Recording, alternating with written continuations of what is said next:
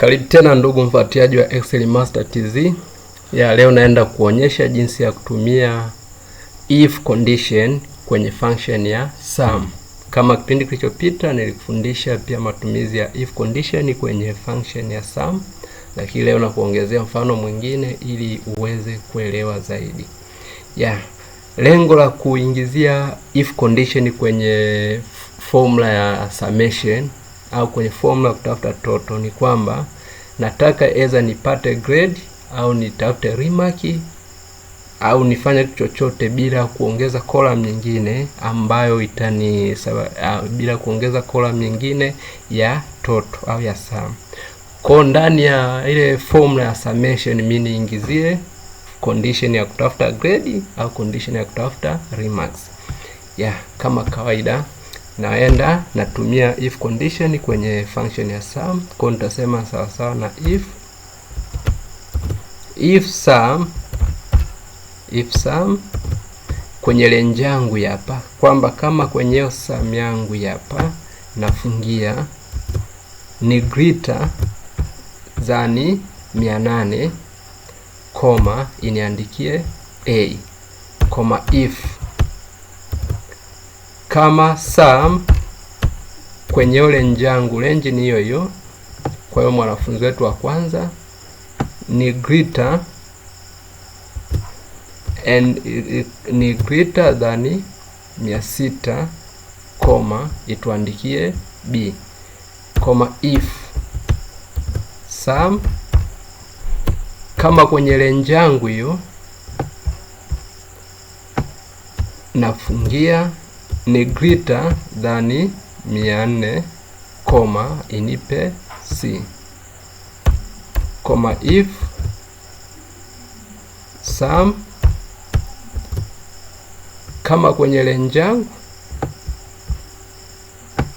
nafungia ni greater than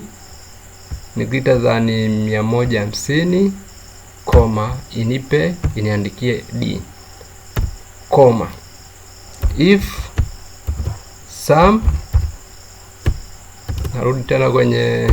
narudi kwenye range yangu,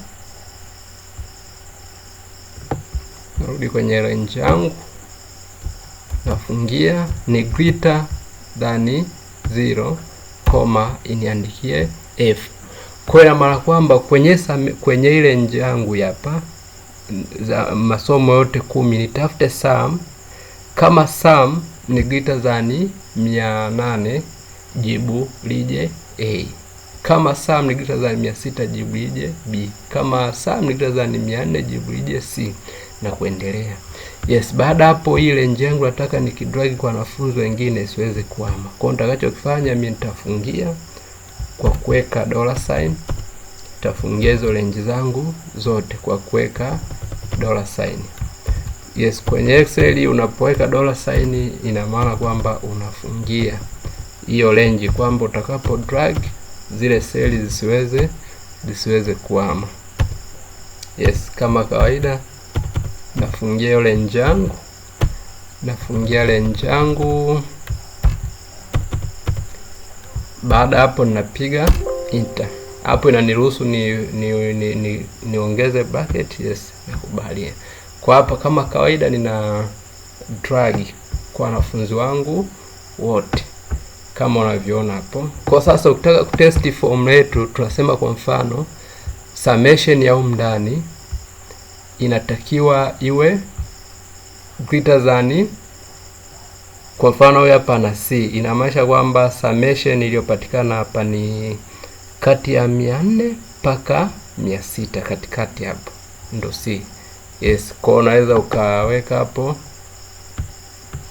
function formula yako ya sum ili kujihakikishia kama formula yetu imeweki vizuri,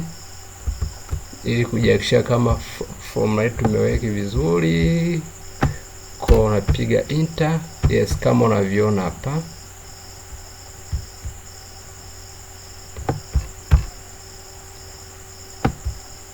Kwa kama unavyoona hapa, mfano hii hapa ni c, ina maana total imekuja 452, ambao iko katikati ya 400 mpaka 600, ndio maana imekuja C. Haya, kwa hiyo B toto yake ni 684. Sisi tumesema katikati ya 600 na 800 jibu ni B. Tutafute mwingine ambaye ana D. Huyu hapa nimekuja 369. Huyu yupo katikati ya 150 na 400. Kwa ndo formula yetu tunavyofanya kazi. Kama hujaelewa, ndugu mfuatiliaji wa Excel Master TZ, unaruhusiwa kuuliza swali kupitia channel yetu ambayo ni Excel Master TZ. Tafadhali subscribe ili uweze kupata mafundisho mengine yanaendelea, lakini share, like na comment. Karibu kwenye tutorial zinazoendelea.